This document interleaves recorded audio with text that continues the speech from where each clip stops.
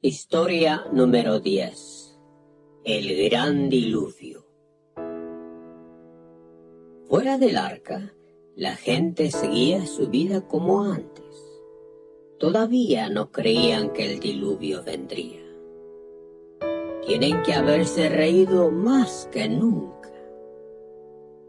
Pero poco tiempo después, dejaron de estar riéndose.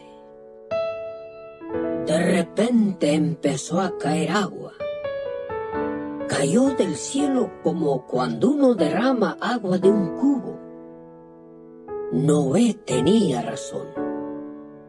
Pero ya nadie más podía meterse en el arca. Jehová Dios había cerrado bien la puerta.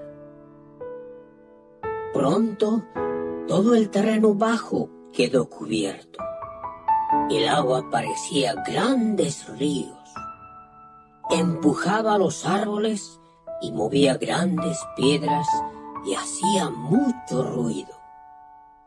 La gente se asustó. Subieron al terreno más alto.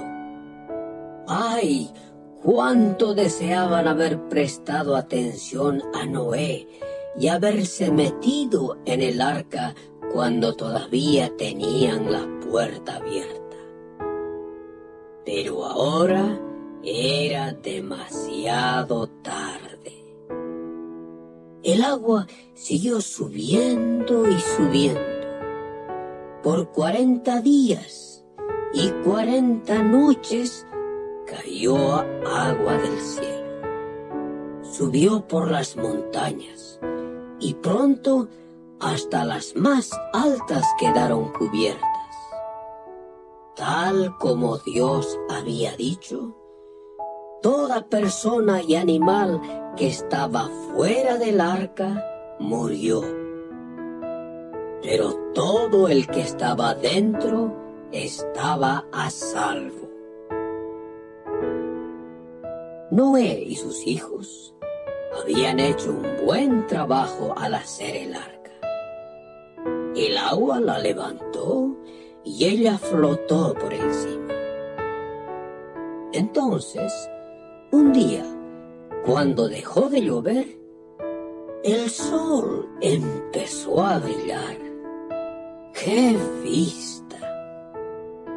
Había solo un gran océano por todas partes.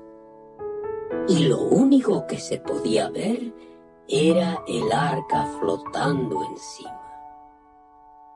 Ya no había gigantes. No volverían para causar daño a la gente. Todos habían muerto, junto con sus madres y la demás gente mala. Pero, ¿qué les pasó a sus padres?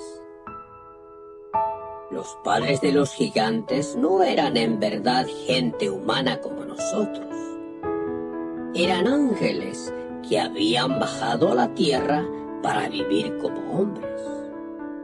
Por eso, cuando vino el diluvio, no murieron con la demás gente. Dejaron de usar los cuerpos humanos que habían hecho y volvieron al cielo como ángeles. Pero ya no se les permitió ser de la familia de ángeles de Dios. Se hicieron ángeles de Satanás. En la Biblia a estos ángeles se les llama demonios. Dios ahora hizo que un viento soplara y las aguas del diluvio empezaron a bajar. 5 meses después, el arca quedó encima de una montaña. Pasaron muchos días y los que estaban dentro pudieron mirar afuera y ver la cumbre de las montañas. Las aguas siguieron bajando y bajando. Entonces Noé dejó que un pájaro negro llamado un cuervo saliera del arca. Este volaba un rato y entonces volvía porque no podía hallar un buen lugar donde quedarse. Siguió haciendo esto y cada vez que volvía se posaba sobre el arca.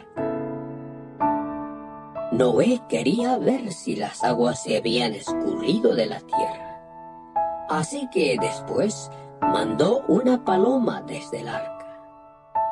Esta volvió también porque no encontró dónde quedarse. Noé la mandó por segunda vez y ella volvió con una hoja de olivo en el pico. Las aguas habían bajado. Noé envió la paloma por tercera vez y por fin ésta halló un lugar seco donde vivir. Ahora Dios le habló a Noé. Le dijo: sal del arca, lleva contigo a toda tu familia y los animales. Habían estado en el arca más de un año entero. Imagínate lo contentos que estaban de estar afuera otra vez y vivos.